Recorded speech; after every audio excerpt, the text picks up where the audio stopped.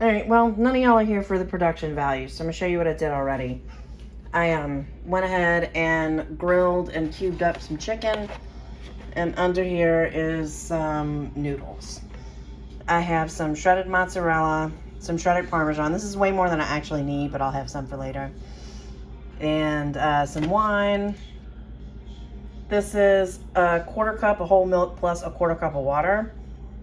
This is a generous tablespoon of butter. Probably a tablespoon and a half of cream cheese. A heaping helping of garlic. This is the pan that I sauteed the chicken in. So we're gonna use this pan. So I'm turning my heat to the very beginning of medium, okay? This is an electric stove, by the way. And I'm just gonna go ahead and put this stuff in there. This is hard to do. There we go. Hold on.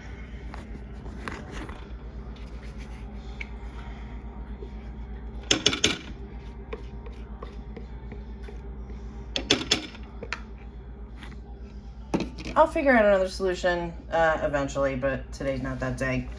Anyway, you don't come to this channel for production value. In fact, you don't come to this channel.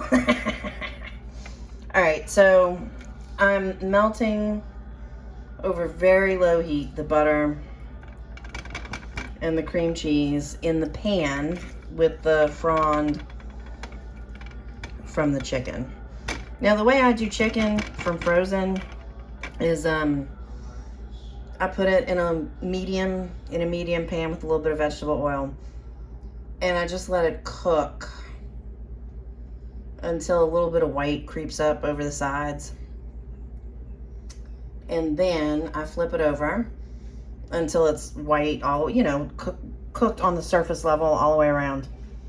Then I put some water in the pan. And then I put the lid on the pan. And then I just let it cook gently the rest of the way until most of the water is gone. And then I'll see how done it is and if I have to put more water. But steaming it, especially from frozen, giving it that little steam treatment, helps keep it from getting tough. So it stays tender that way. And you don't have to fool around with thawing your chicken. So it's good for, you know, a quick meal. I like to stir things with a spatula like this and not a whisk. Mostly because I don't find that the silicone whisks that are safe for nonstick pans are all that good at their jobs.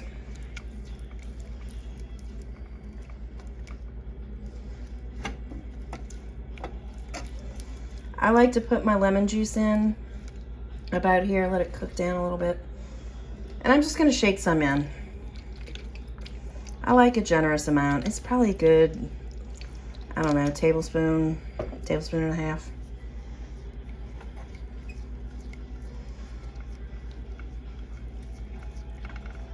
And I'm just gonna stir the sauce.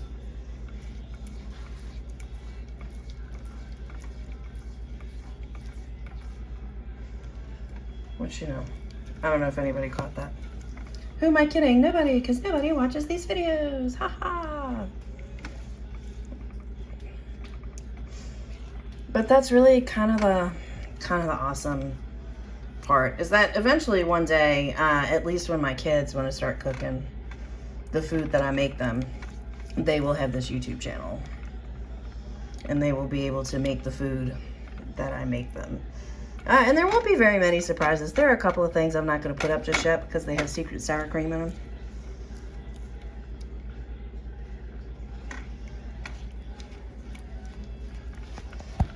Oops. All right. So also the nice thing about the recipes that I put up on this channel is they're all going to be so easy that you can literally do them one-handed. See?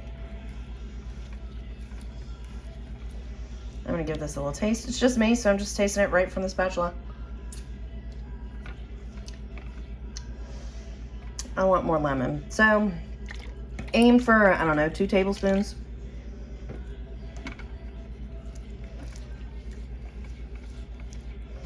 And I like to get it incorporated in with this level of dairy. If you don't have cream cheese in your house, you could use sour cream, you could use creme fraiche. You could not thin your milk with, you know, just use whole milk and butter, because those together basically make heavy cream. I like the smoothness that cream cheese gives as a thickener in this particular kind of sauce. I've also got, yeah, I already said that. Sorry, the ADHD meds are wearing off, so I was finally hungry enough to make dinner.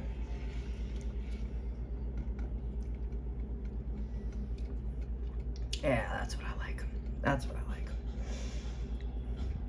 Now, I am going to add capers. Actually,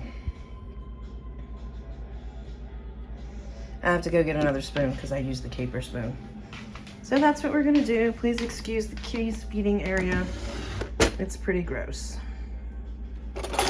No matter how hard I try. Those darn cats. There. Got it.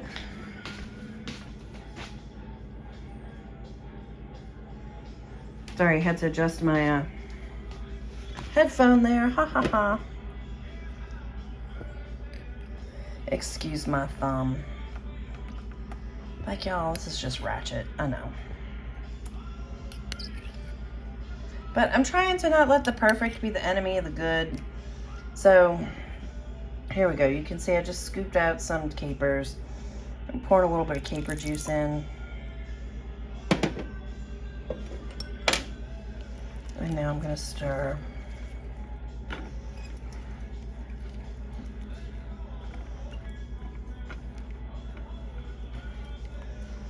And it looks like it's coming together pretty well.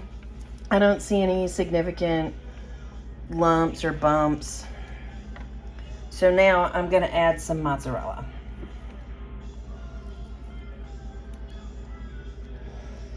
Mozzarella. Actually, I'm going to add a lot of mozzarella. It's probably, I don't know, it was about 2 ounces of a brick that I shredded. And stir. One of the things that the cream cheese does is it helps the cheese that you're adding in after the fact not become grainy. This is pretty thick, so.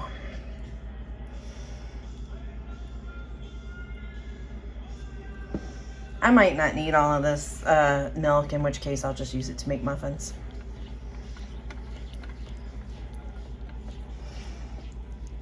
So we're stirring it in. Stirring it in.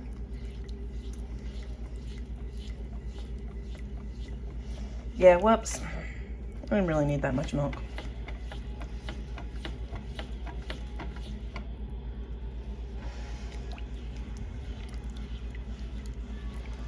So now this is just going to stir, stir, stir. Melt, melt, melt. I am going to turn this up a tiny bit. So now instead of being at the very beginning of medium, I'm in the middle of medium.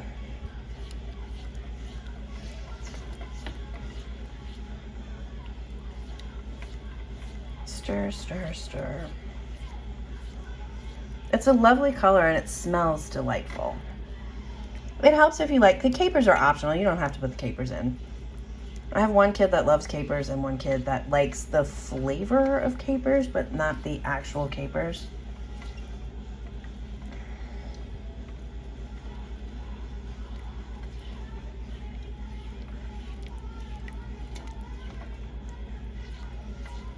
All right. I am going to put,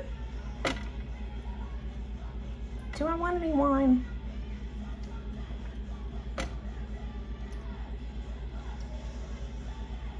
sold that it needs it, honestly. And if I put wine in, I'm just gonna have to cook it down. So I think I'm gonna skip it. I'm not putting the wine in. I'm gonna put a little bit of Parm in because I feel like this is a little on the loose side. So I'm gonna put some of this nice fresh Parm, which is an excellent thickener for sauces like this. So now the next thing I'm gonna do is I cooked 2 chicken breasts and probably about a half a box of pasta. I'm only gonna put half of that even in the sauce. So what I'm gonna do,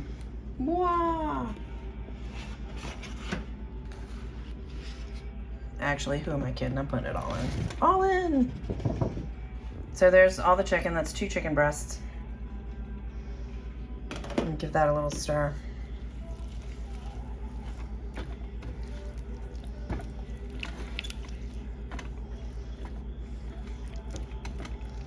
And now I'm getting ready to add the noodles.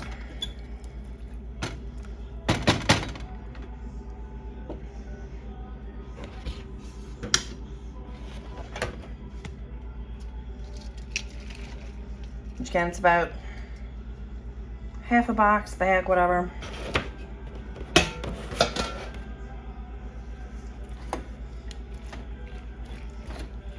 This is a little more challenging to do with one hand. I kind of wish I had had the big pan out for this.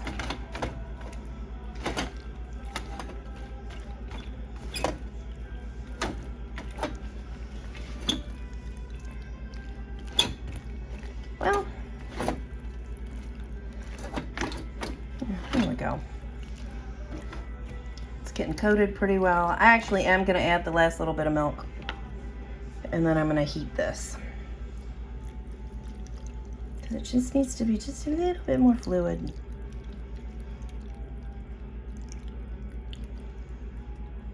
Add it all in. You can see the cat's toy on the floor. And I'm going to put some more fresh Parm.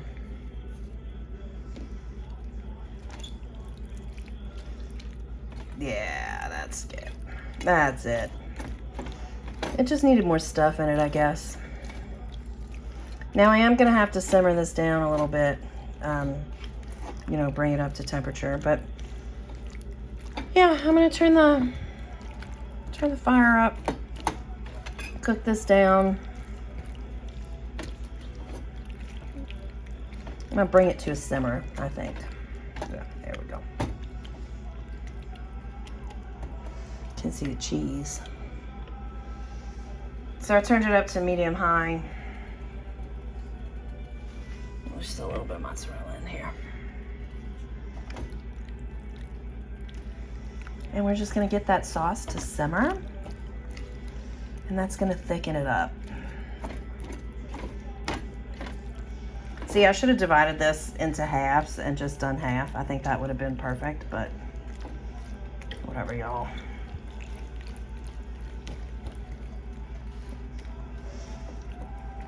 Most important thing I can tell you is that sometimes recipes do not go as you anticipated.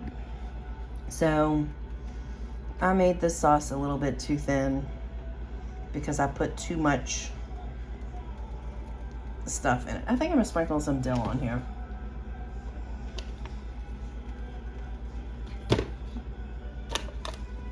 Where are you, dill?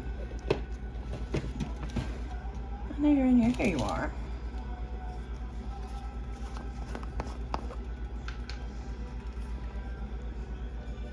Yeah, that just gives it a little, it's looking a little boring.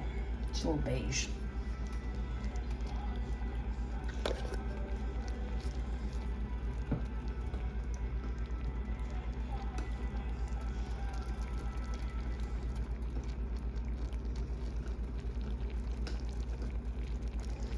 Well, let that sauce simmer. Delightful. Oh, there we go. There we go. You can see it thickening up. It's going to be just amazing.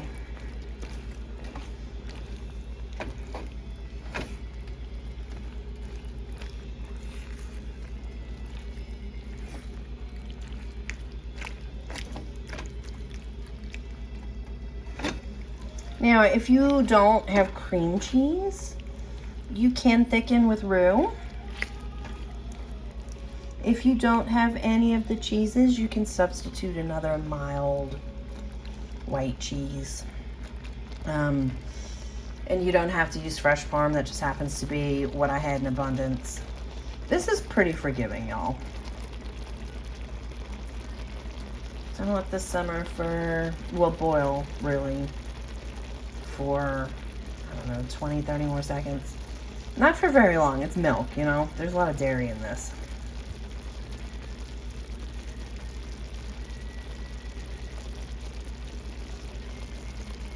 I wish this looked more attractive. All right, there we go. Now, see how it, perfect. And this is an electric stove, so even though I'm turning it off, it's still gonna take a minute to cool. So that's my best pro tip. If you have an electric stove, be aware of that. That's still gonna take a minute.